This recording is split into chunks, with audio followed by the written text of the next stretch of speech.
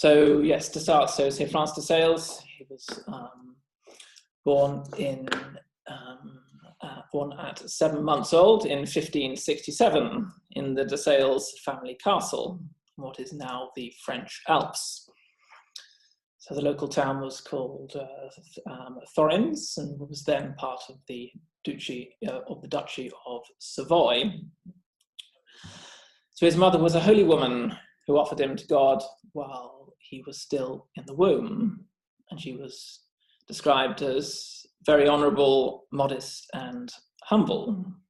We know from our experience that we can have extraordinary conversions, but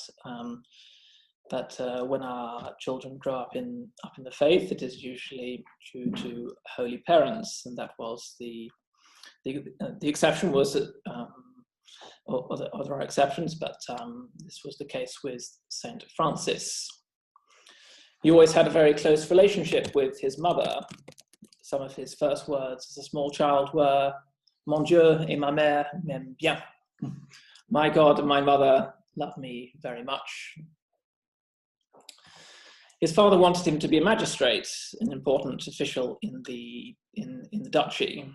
For this reason, he wanted him to have an excellent education.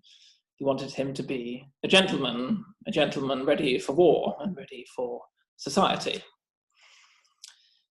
He didn't want to have his son to have a soft upbringing. He wanted no soft beds, no fancy food.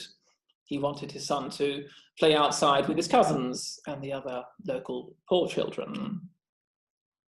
He also wanted his son to be brought up religiously, so as to be a faithful servant of the church and to resist Calvinism, which was very prevalent in that region. Indeed, we'll be speaking more about Calvin and his successor Theodore de Bèze later. So at the age of 7 in 1573, he went to his first little school, the College de la Roche-sur-Foron. Everything usually sounds more distinguished in French. I sometimes joke with Canon Post, the other priests here. If you say simply burnt cream, it doesn't sound very distinguished. But if you say crème brûlée, it sounds much better. But so he went to the Collège de la Roche-sur-Foron when he was 7 years old. At this time, at 7 years old, he was said to be docile, obedient. He learned quickly and was pious. But around this age, he committed perhaps one of his only sins, or one of his only sins which we know about, or which we can distinctly distinguish as such. He stole an apple and a needle from the kitchen. Afterwards he was bitterly sorry. At 9, he moved to another school in the bigger town of Annecy, and despite excellent academic results, which could have been the source of pride, he always remained simple and pious. He visited the Blessed Sacrament every day. Also, at 9 years old, he made his first Holy Communion and was confirmed. The bishop who confirmed him saw that he was an extraordinary child. He said, "Il sera une lumière resplendissante dans l'église de Dieu." He will be a resplendent light in the Church of God. Indeed, that was the case, as we know. But at 11 in 1578, he asked his father's permission to be tonsured, so which is one of the first steps towards the priesthood. So he would have had part of his haircut, as priests used to have, and indeed still do a traditional seminary. Sam would have worn the cassock from 11 years old. His father initially surprised, accepted, as he wanted, but he had wanted him to be a magistrate. So St. Francis's great education continued, and at 11 years old, he was sent to Paris and to the Jesuit College of Clermont. First of all, he learnt the trivium of grammar, logic, and rhetoric. which are now forgotten arts. And people, unfortunately, don't know how to string a sentence together today, and they don't have any logic. They're all confused, and yes, and rhetoric they can't speak. This is, of course, not their fault, but it is part of the degeneration of society. But St. Francis, well, this was yes, 400 years ago, didn't have that problem and received this great classical education. Then followed studies of philosophy, where he obtained his bachelor's degree, then his Master of Arts. And then from 1584, he started his studies of Holy Scripture.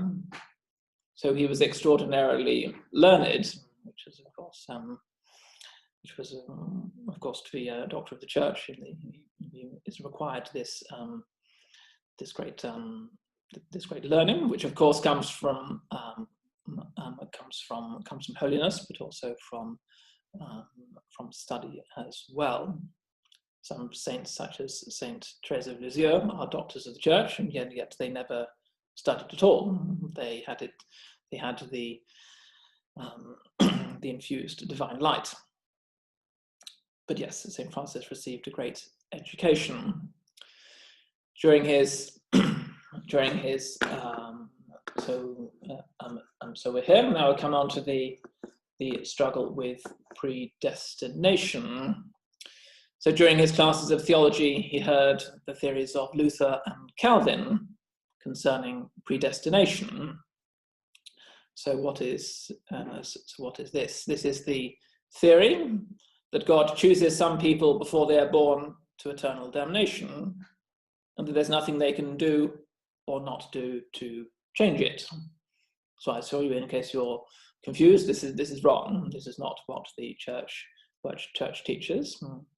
But this is what Calvin thought. He held to something called double predestination. To say that God would randomly pick out people before they are born and say that you are saved and you are damned. And it's not to do with their good works or anything they do or anything they don't do. It is simply an arbitrary choice of God. So this is, of course, not what the church teaches. The church teaches that God gives everyone sufficient grace, and then we can accept or refuse.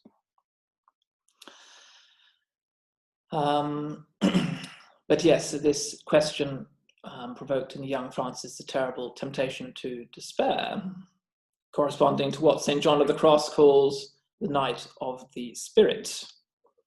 So he was in agony over this question, and he wrestled for around 6 weeks with the question of whether he was damned, whether God really loved him or not.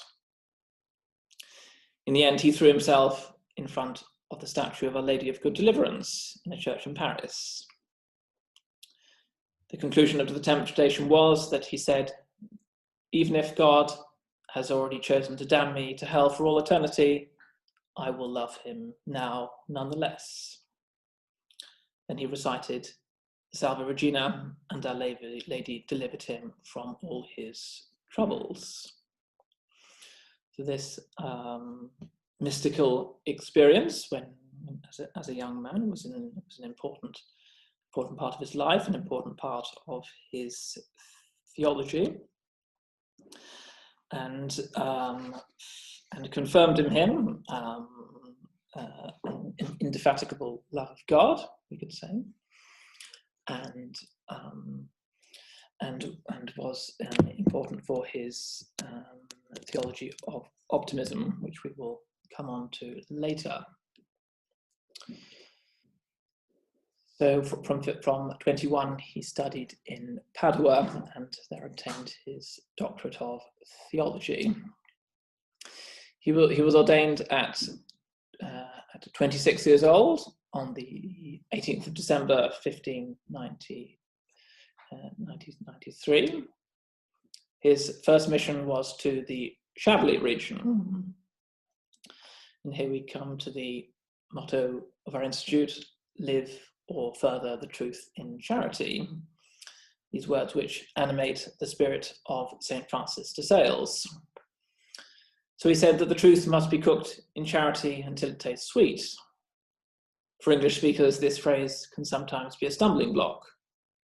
Cooking the books, watering down the truth, falsifying the truth to make it more acceptable. And this is certainly not what it means at all.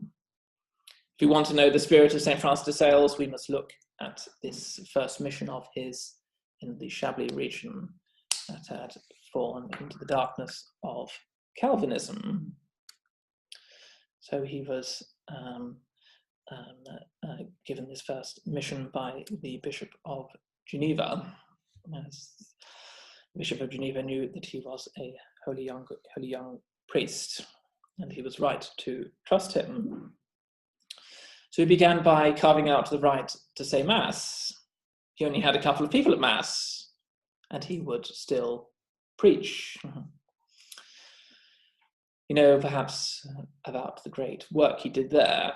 The Catholic faith was all but extinguished in the Chablis region in southern France, modern Switzerland. 4 years later, there was scarcely a Calvinist in the region. He converted 70,000 in 4 years. So we see the work of furthering the truth in charity. You see, it's not very PC, is it? Cardinal Siri always said, we must further the truth in charity. The charity without truth is mere philanthropy. Truth without charity is mere idolatry. So truth and charity must go together. You cannot separate the two. So how did St. Francis de Sales achieve this great work of conversion? He had no printing press, no social media. He wrote out himself pamphlets refuting Calvinist ideas. He was always offering to debate anyone who had the courage to do so. Was this furthering the truth in charity? Surely there was no greater example. It is now these pamphlets which he would go around and putting under people's doors at night have now been collected into a book, which is in English. It's published by TAN and is called The Catholic Controversy. So here we find the young, fiery, humorous St. Francis de Sales. He reduces their arguments to the absurd and invites the audience to laugh at their idiocy. So when we look at the it is one particular argument. I'm probably very naughty, as I will never finish on time. But anyway, it's I find it interesting to digress on this point about the question of the authority of the Protestant reformers. So his principal argument of the book is that as the reformers had no authority. And he goes to show that everyone in the Old Testament, all of the men who are sent from God in the Old Testament, they either had an ordinary mission, which was given by which was passed on, maybe from priest to priest. They had an ordinary mission, or they had an extraordinary mission. And if they had an extraordinary mission, it was always confirmed by miracles. In other words, if God appointed someone as a particular prophet, it was always confirmed by miracles. But this was, of course, never the case with the reformers. So they did not have any authority to go on. So one of St. Francis' principal arguments was that it doesn't really matter what they say, because they have no authority to speak. So he takes the the rug, pulls the rug from under them, even before they start. So yes, so cooking the truth in charity until it's taste sweet is certainly not watering down the truth. So what is it then? He did not hesitate to proclaim the whole truth, to bring them back to the fold. Where then does the charity come in? It is in the prayers and good example of our saints. It is not just that he had pamphlets. Everyone knew he had no material means to carry out his mission. He labored day and night, often sleeping under trees, only asking for little things, a little to eat, to celebrate Mass, seeking liberty. Everyone knew that Francis de Sales, this Catholic priest, was a man on fire with true love, with true charity. A man on fire with the desire for heaven for all. The people of Chablis saw that he would gladly lay down his life for their salvation. He was holy. He practiced heroic virtue. So this is also what we are called to do. Today, Catholics are hard pressed. We have the choice between heroic virtue and mortal sin. There's no middle way. It was this true charity combined with all his work in furthering the truth which obtained the conversion of so many people in so short a time. When we remember also here that the importance of teaching, that when we teach the truth to people, the importance of building a strong foundation of charity before we start. So we might think we need to correct our neighbour. Then we remember that we haven't built a foundation of charity. We've not taken the time to get to know them. Were we there to congratulate them on their successes? Were we there for them in times of suffering? If the only thing we ever do is correct them when they are wrong, our correction is only a sounding gong. Our charity is false. They will not receive our words. We must build the foundation of true charity. We earnestly desire their salvation not to earn a badge, not to say, I've converted someone, but because it is true love. We desire only a true friendship with them, an eternal one, where we rejoice together with them as we see God in the face. So also at this time, he wrote the defense of the Holy Cross, explaining why we venerate the Holy Cross. That's another one of his works. So his two first early works of significance are, yes, are the Catholic Controversies, which are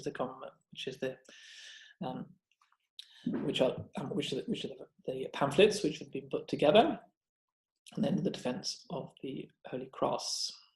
So at the conclusion of his mission in the Chablis region in 1599, he was chosen to be coadjutor, as to say, the successor to Bishop Claude de Granier, Bishop of Geneva, as Bishop de Granier was ill, and he wished to prepare his succession. So at that point, Saint Francis de Sales was sent to Rome for an examination to see if he was worthy to be a bishop, and he passed the exam with flying colours, and the Pope himself came down off his throne to congratulate him. So he was the assistant and bishop-elect, if you like, for 3 years. And then finally, Bishop de Granier died in September 1602, and St. Francis de Sales was consecrated bishop on the 8th of December. Then there is then for his later life, so his life as Bishop of Geneva, he was very very busy. Of course, the saints were always busy. I've said this in a few sermons at St. Walburg's recently, that the saints were always busy, and we wonder how they fitted it all in.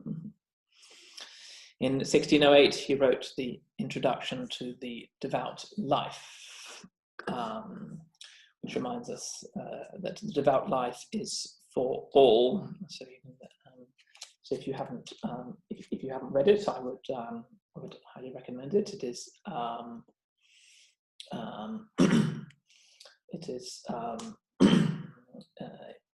yes, a key book for the spiritual life. Reminds us that the devout life is for all, and that holy life is a happy life. As in the Middle Ages, there was a tendency to focus on the religious life of perfection, and rightly so, perhaps. Yes, and the perfect life, which is the religious life, but that's not to in any way to negate the value and the possibility of holiness for all. So in this book, St. Francis reminds us of this. He was the spiritual director of St. Jane Frances de Chantal, and when she was still a laywoman, they exchanged many letters of spiritual direction. So these letters of spiritual direction are a valuable source of wisdom. And together they founded the Order of the Visitation in 1610. In 1616, he wrote his great treatise on the love of God. So this is his greatest work, and principally for this work, he has the title of Doctor of Divine Love. We will look at that in the part in the second part. Then he also wrote to the nuns of the Visitation. He would often come to the convent and just simply talk to them and give them advice. And there was a little sister in the corner who was noting things down furiously. So these are now published as his spiritual conferences. They're particularly written for nuns, for religious, but they're also useful for anyone living in a community life, such as a seminary as well. Then he wrote many sermons. Some have been translated into English, particularly Tan. They've published his sermons for Lent, which I'd recommend. Sermons for Advent, sermons on prayer, sermons on Our Lady. There are many letters and other theological treatises. So he died in 1622 on the feast of the Holy Innocents.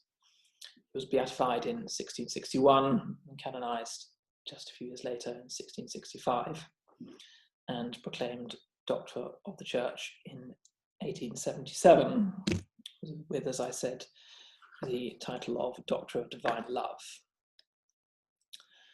Okay, so that's the first section. So as I expected, I'm running late, but anyway, so the next section is the little bit more complicated section. So now that everybody's warmed up, so I thought I would, go into a little more. Give you a little more meaty section. So St. Francis de Sales says, man is the perfection of the universe. The spirit is the perfection of man. Love is the perfection of the spirit, and charity that of love. Therefore, the love of God is the end, the perfection of the universe. So what is divine love?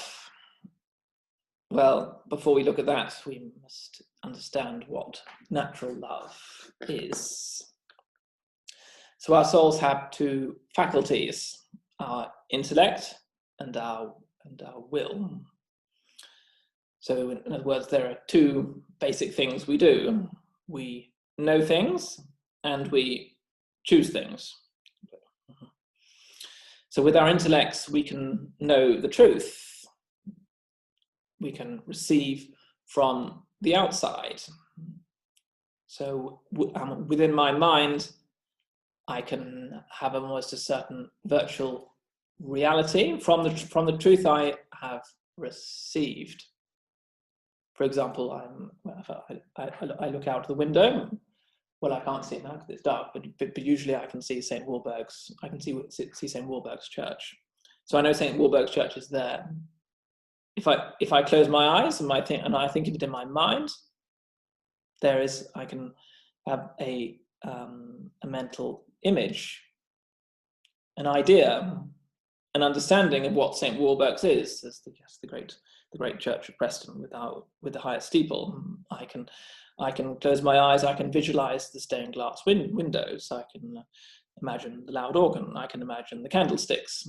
I have a certain virtual reality within my mind.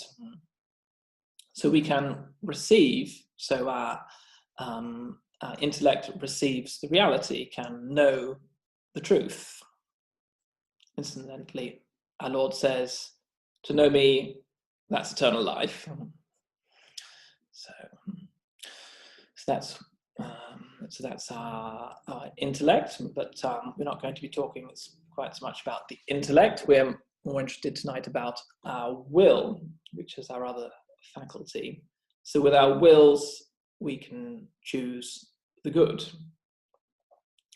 The Emperor Augustus, the first and perhaps the greatest Roman emperor, is said to have ruled the empire, but Lydia, his wife, ruled Augustus. We know that we are governed by our will, and our will is governed by love. So whatever we love rules us, doesn't it? So what is the good is the next question. The good is that which pleases our will, or in other words, that whose enjoyment delights us. So something is good when we possess it, we delight in it. That's what makes it good. We see that there is such an affinity between the good and the will. Indeed, as soon as our intelligence presents something to us as good, so that's the first step. So our intelligence shows us that something is good. Well, that God is good, for example, but also that something else is good. That St. Walburg's is good. But I can imagine St. Walburg's, the beautiful church. But then as soon as our intelligence presents something to us as good, the will experiences a certain delectation and pleasure in this encounter. So St. Francis explains in detail the different steps by which our will is united to the good. So in other words, so how do we go from this first delectation, this first delight when we perceive that something is good, to union? So it comes in 5 stages. First of all, the preliminary aspect, which is the aspect of the aptitude for union. Then a certain complacence or delight, then a certain movement, and then the means, and then the union itself. So I'll explain explain these five stages, if you like. So we know that all things tend to their own fulfillment, and love, therefore, things which are like them. We know that we love things which are like us, or we like people, or we love people who are similar to us in some way. If we're totally and utterly different, we're probably not going to get along with someone. But we know also that good diffuses itself. It seeks to spread, if you like. It seeks to communicate this goodness to another in the measure in which they're capable of receiving it. So we see there is a dual aptitude for union. There is resemblance or similarity, if you like. So we love someone. There is an aptitude for union when we are similar. So if we jump the gun a little bit, so in how are we similar to God? Well, we are made in the image and likeness of God, in our capacity to know and our capacity to love. So that's the common ground, if you like. But then there's also the complementarity, the need for the other, the difference. St. Francis de Sales speaks about how grandparents love small children. Somehow they're very, very, very, very different. You can think of the elderly grandfather who is very old and very wise and sitting in his chair, and then you have a young tumultuous child who comes in and knocks everything over, but nevertheless he is very kind and very gracious. So there is a complementarity between the two. You can think of this complementarity between ourselves and God, and our need for Him. So yes, the aptitude for union is always based on needs to be based on both in some way. So this is the origin of all tendency towards another, a certain link which enables the two things to come together and to exchange certain perfections. So if we're looking at the love of God, there is this aptitude for union. In French, the word is convenance, but if we sort of translate that, literally comes out as convenience, which is not quite the idea. So when I was working late last night and trying to translate these theological terms into English, I think the best I came up with was the certain aptitude for union. I think that is faithful to the idea. Then the next part comes complaisance, which of course I could have translated as complacence, but again, that's probably an even worse translation, as that has a sort of negative connotation in English. But I think the idea is conveyed more by the word delight. So the complaisance is the delectation which the will experiences when it perceives and senses the good. So we see something which is good, and then we get excited.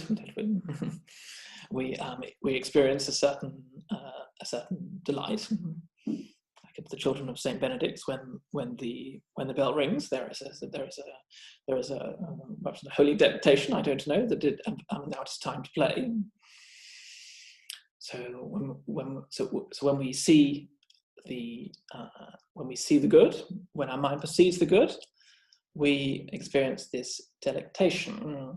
So we can call it love insofar as it is sensed and perceived. So rather than love itself, St. Francis would say this is more precisely necessary for love. The first emotion which the good makes upon the will, and the first sentiment of love. So for Saint Francis, love is not precisely in this initial feeling, this initial delectation which we have, but although he said it is essential. So with God himself, yes, we experience a holy delectation, a holy enthusiasm for God's glory. But St. Francis of Sales would say that love is not exactly here. It is in the third part, more in the movement. So the movement is when the will advances and approaches the object that is loved. It is an efficacious desire which makes it advance. So this is the essence of love, and according to St. Francis, whereas St. Thomas would more put the accent on the complaisance. St. Thomas would more put the accent on the delight. So this might be a good question if you want to, or if you want to impress people, and you can say, yes, what's the difference of theology between St. Thomas and St. Francis de Sales? They have this a slight difference of opinion, which I don't think is significant, about where is the essence of love. Is it firstly in the delectation, or in the transmission to action? So what we can say about from this movement, this passing to action, if you like, it has its origin from the delight, and it lives by the delight. So without this delectation, without this complaisance, the movement is dead. Our actions are dead without this holy joy, if you like, which comes from the love. Okay. So to compare delight and movement, we could say that we can give them different metaphors. We can say delight is like being caught, as opposed to movement is more being drawn. Delight is like leaving, as movement is like the road. Delight is like waking up, and movement is like beginning to walk. Delight is opening wings, and the movement is beginning to fly. So that's a little word about movement. Then the means, so it is closely linked to the end or objective of spiritual union. So everything is centered on the confidence in God and being abandoned to God. St. Francis would say that these are two key things. We will speak a little more later about the holy abandon.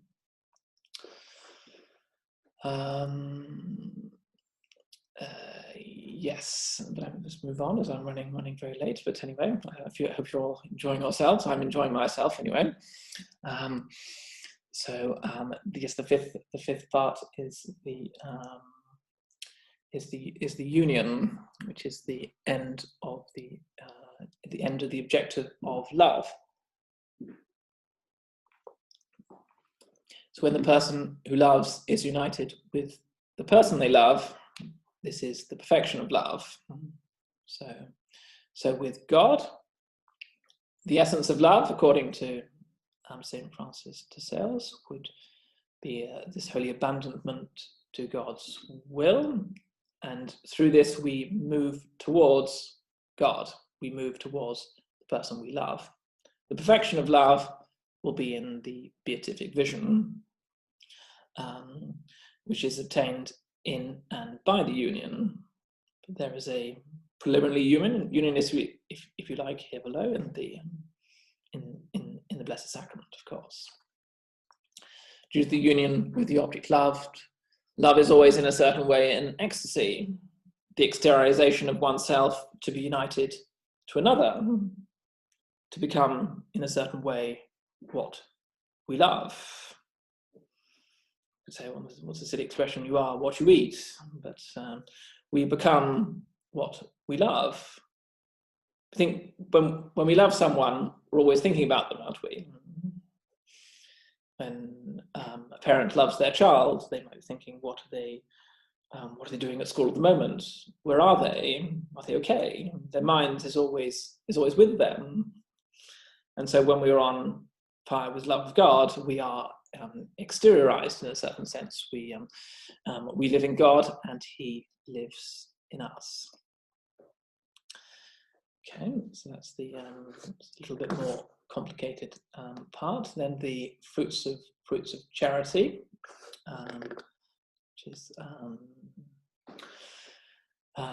which is a little bit easier going and also reasonably practical.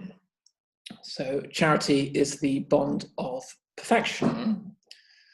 So the summit of the life of love is in the total and gentle submission to God's good pleasure. So by this love of conformity to God's good pleasure, we touch pure love. So love has fruits or consequences, and there are 5 of them, which I've put on the screen here. So firstly, and perhaps most importantly, abandonment to God's will.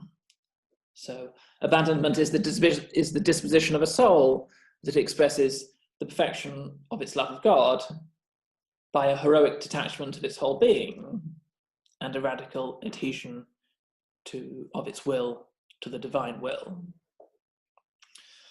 So in other words, we love God for God, and our wills are entirely submitted to Him. This is perfect charity, and the consequence of this perfect charity is this holy abandonment. So St. Francis de Sales is extremely demanding here, and he says we must have the confidence and simplicity of small children. We must have no thought of punishment or recompense. We must simply love with our whole being. We must have no conscience of having a will. We must be purely disinterested. God will provide for us. He gives an example of this abandonment of the deaf musician, of the musician who continues to play without any satisfaction for himself, but only to serve his master, or the daughter of a surgeon. I suppose if you went for surgery in the 1620s, it was probably, or 1616, it was probably a fairly dangerous thing. But he gives the example of the daughter of a surgeon who is not afraid and allows her father to do whatever he thinks best. He also gives the image of the infant in the hands of his mother. He doesn't want anything else. His mother is there. He is content. He's content with his lot. So we can learn from this image. Perhaps we are never satisfied. Perhaps we are always complaining. Things are always wrong. Now there are the new coronavirus restrictions, and there's this and there's that, and there's 101 other things wrong. But the small little child, when he's got his mother, he's happy. And so this is what St. Francis desires for us. We have God. What else should we desire? So we love according to the divine will, God's commandments. We love God's counsels, His inspirations, and His good pleasure. So this heroic attachment of our whole being and this radical adhesion of its will to the divine, of our wills to the divine will. This is the essence of sanctity. So we see also, yes, the perfect sanctity of our Blessed Lady, which she said how one perfect fiat mihi secundum verbum tuum. And she places her whole holiness into these words, we can say. I often like to think about that. Then Secondly, good works. So charity is not an empty, efficacious sentiment. We said we must have this delight of loving God, but it must also pass to action. We do good. Giving to charity and fraternal correction are important. So what is zeal? So zeal is a love that is an ardour to remove, distance and divert evil from the thing loved. So yes, charity naturally has its consequence in good works. And then the next one is that charity is in has its consequence of peace. So peace is forgetting ourselves in God. And there can be no peace without conformity to God's will. I think that's a very important point. Perhaps I'll just copy that, put that on the handout over here. Yes.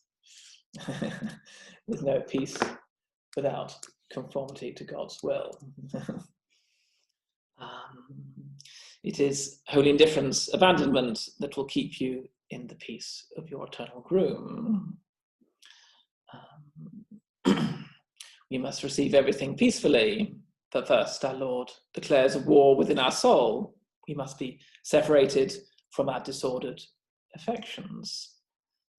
So when we renounce all of our disordered desires, we can obtain holy charity and peace.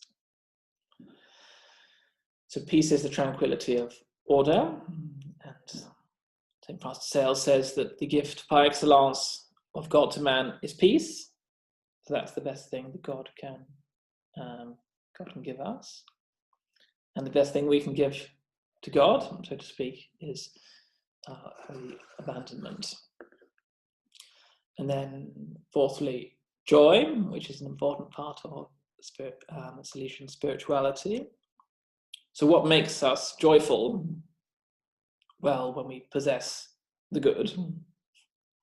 So that's simple. When we have something which is good, we are happy. When we don't, we're sad.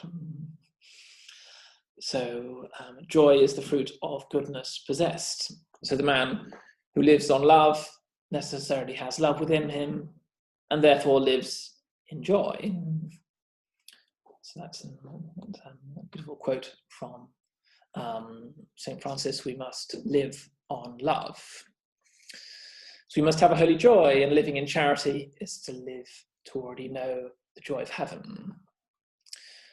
So there is this, so you might think, well, what about holy sadness? Well, there can be a good sadness, which leads to certain mercy and to penance. But there's also a bad sadness, which is linked to anguish, laziness, indignation, jealousy, envy, impatience, a troubled soul, worried, unreasonable, fears, dryness in prayer, and fail in our resolutions. So hatred, jealousy, pride, and sin, they all lead to sadness. But charity, humility, and goodness all lead to joy. So perhaps a distinct note of Salesian spirituality is to keep peace and joy despite everything. Divine peace fills and overflows the soul and flows towards others. This is something which we can draw particularly at the moment in these troubled times. So Salesian spirituality is characterized by a holy optimism, a cheerfulness. So what might you say, what reason do we have to be optimistic? Well, God is God, and he is sovereign, and his will of love cannot be changed. The Lord Jesus Christ has won an eternal victory over sin and the devil forever. We can be cheerful, and with a good reason. When we take God seriously and things only matter in relation to him, then we can take everything else lightly. If material things here below are the be-all and end-all, you'll be miserable in this life and miserable in the next. Then finally, mercy. So mercy is charity exercised towards the evil and neighbor experiences. And so we take part in God's Trinitarian life. We also take part in his life when it comes to an act of mercy. So those are the beautiful fruits of charity, if you like, the beautiful benefits we have when God and his holy love reign in our hearts. And a little bit about then finally to conclude, and I promise you we are very near the end, is influence. So it's briefly the order of the visitation. So as I said, so St. Francis founded the Order of the Visitation in 1610 with St. Jane Francis de Chantal, and then from the order which developed throughout the 1600s, a young sister called Margaret Mary Alacoque in 1675 received the revelations of the Sacred Heart. In God's providence, these revelations were in some way prepared by St. Francis and his theology of divine love. Yes, I forgot to mention that the heart of St. Francis de Sales is incorrupt. The rest of his body is corrupt, but in God's providence, to emphasize how St. Francis was on fire with divine love, and highlight his teaching. Just St. Francis's heart is incorrupt, and I've had the honor and privilege to venerate the heart in Annecy. Then the introduction to the devout life has been printed constantly for the last 400 years, since it came out in 1608, and has been translated into I don't know how many languages. So I would and then in the 19th century, you had St. John Bosco, who founded an order dedicated to St. Francis de Sales, and has had his Salesian school in Turin, from where came Saint Dominic Savio, who's one of my favourite saints, who died at 15. Was at school. He's also heavily influential on Saint Therese of Lisieux, her little way of perfection. I wouldn't want to say she just copied and pasted it from St. Francis de Sales, but as I'm sure she wouldn't thank me for that. But an awful lot of it is based on these questions of particularly abandonment to God's will and simplicity. So what can we draw from it? Well, for that holiness is for us. Firstly, that we're all here called to be saints, men, women, and children. I know there are some children listening this evening. You can be saints. You can be holy. I don't think that holiness is just for Canon Tanner or for the Sister Adorers, or holiness is for you as well. Secondly, we can we have the great example from St. Francis of this of charity, willing to be all things to all people. And thirdly, let us try to practice holy abandonment and remember that God is God and he remains infinitely great forever. We can be at peace and remain in a holy joy.